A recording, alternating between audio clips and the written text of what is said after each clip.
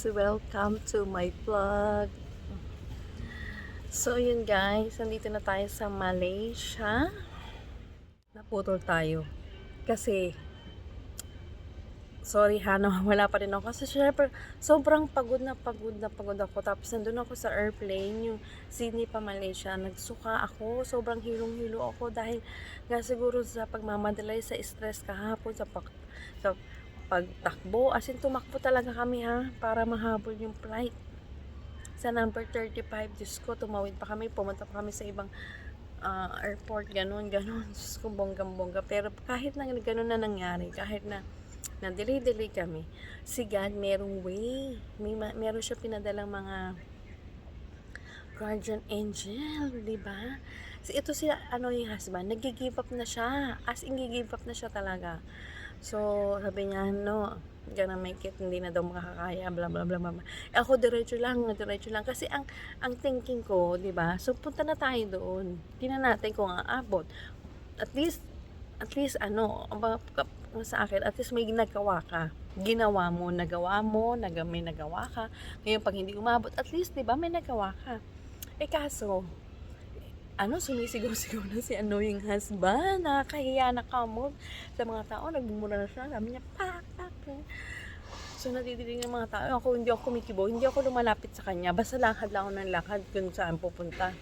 Pero habang sa lahat ng madaanan namin, si Lord may mga binibigay na guardian angel. Unang-una pa lang, doon sa Adelaide, kami ng 3 kilos. So, kailangan namin magbayad din, di ba? 50 per 1 kilo. So, 150. So, sabi ng isang babae, so pumunta kayo doon kayo magbabayad. Yung nakausap namin babae, actually, sapat na sapat lang yung pera natin, di ba? Kumbaga, tayo, ayaw na natin magbayad ng extra. Di ba? Sino gusto magbayad ng extra? Diba? Wala naman. So, no choice kami. Ayaw namin magtanggal ng gamit dahil nga nandun na. Syempre, sayang yung mga pasalubong yun, di ba? So, sabi niya, sige na, magbabayad na. So, nagpunta kami doon sa babae para magbayad. Alam mo, binulungan kami ng babae. Sabi niya, sige na, wag na, hindi na kami pababaya. Ang bait niya. So, isa ng guardian angel yun, hindi ba? So, yun, after na, sumasaya na kami. So, yun nga, na-delay yung namin, pa Sydney. Pagdating naman doon sa Sydney, naiwan kami ng bus, hindi ba? Ang sabi nila, nagwawala na talaga si yung husband. Naku, hindi ko nga ma-video dahil talagang sobrang pagod na rin ako, tulala na rin ako, nanginginig ako dahil at saka masama ang pakiramdam ko. So, yun na nga, tulala na rin ako. Tapos naiwan na kami ng bus, sabi, kung gusto nyo na makaabot, mag-taxi kayo. So, magbabayad na kami, mahal ang taxi. Ngayon, tinatanong ni yung husband, paano yun? Hindi namin kasalanan, delay yung flight ng Qantas. So, anong gagawin ng Qantas niya? Ngayon, wala daw silang magagawa. Wala silang maibibigay na free accommodation, blah, blah, blah, something, ganun. So, no choice. So, nagpunta kami doon. Paglabas namin doon, yung taxi, ang haba ng pila, as in 2 row.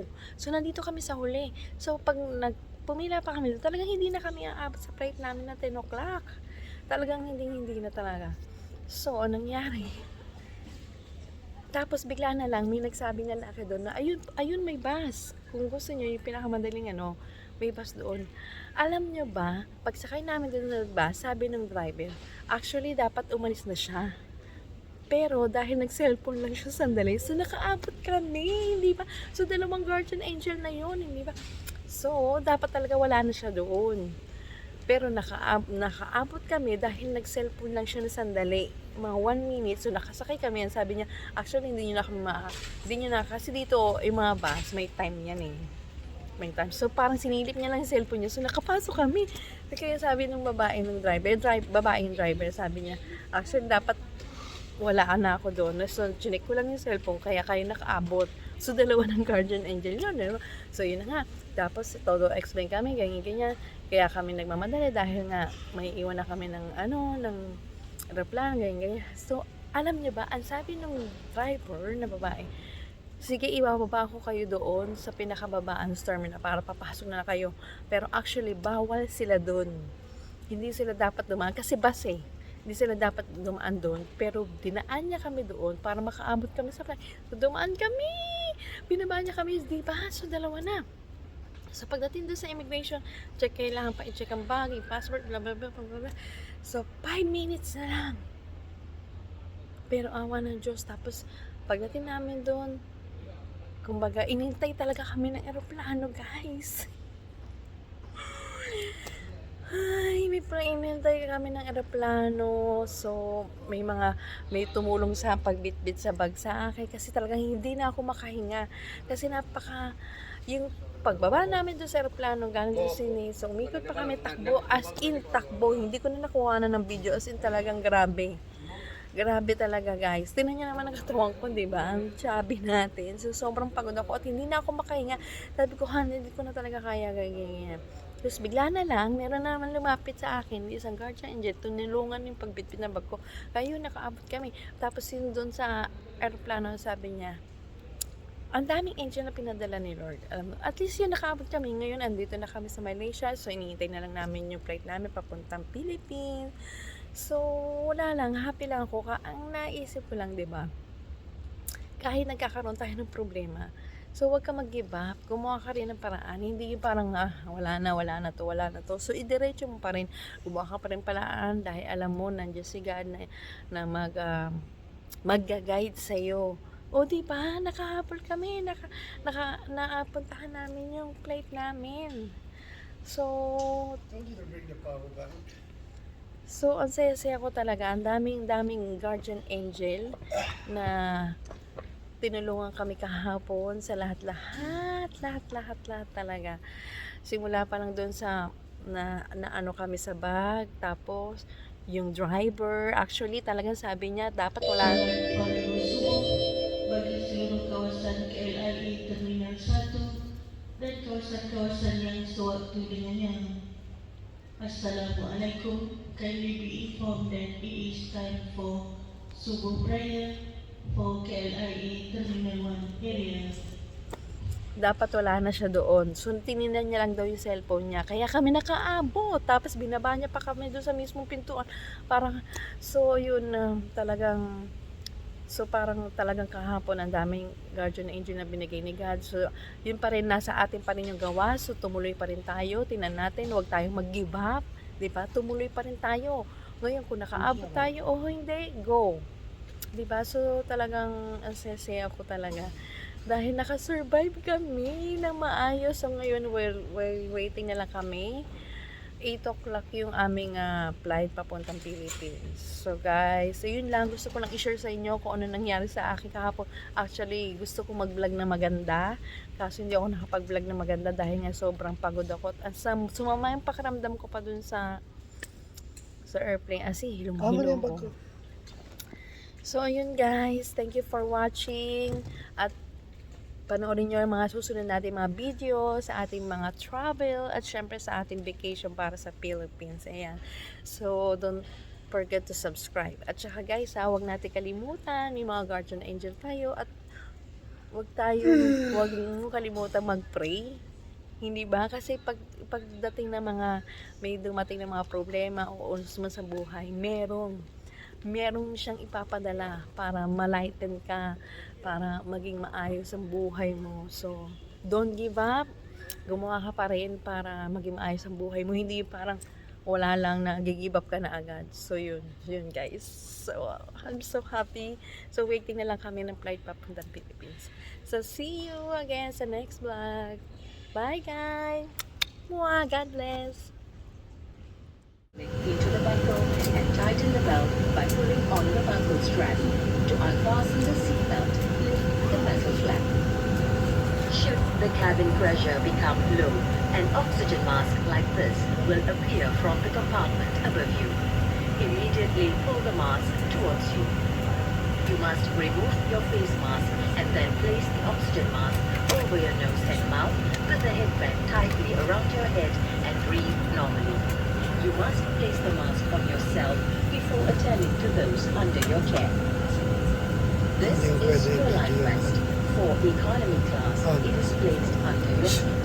For business class, it is underneath the center armrest. To use it, slip it over your head like this. Wrap the strap around the waist and fasten the buckle. Pull on the loose end tightly. Before leaving the aircraft, inflate your life vest fully by pulling the red inflation tag. To inflate further, blow into this tube. This light will automatically come on when the battery is immersed in water. Blow this whistle to attract attention. Please take note of the luminous strip. In an emergency evacuation, follow these strips to the exit. Escape slides are located at all doors. Life rafts will be launched at the forward and window exits. Take note of the exit nearest to you. If smoke is present, keep low to the floor and follow the lights to the nearest exit. If an emergency evacuation becomes necessary, leave all your personal belongings behind and proceed to the exit nearest to you. For a quick and safe evacuation, follow the instructions of the crew. Smoking, including the use of electronic cigarettes, is strictly prohibited. Any attempt to smoke in the lavatories will set off the smoke alarm. If your personal device drops into the gap in between your seat, refrain from adjusting your seat and ask the cabin crew for assistance. You will find a copy of this safety information card in the seat pocket in front of you. Additional information such as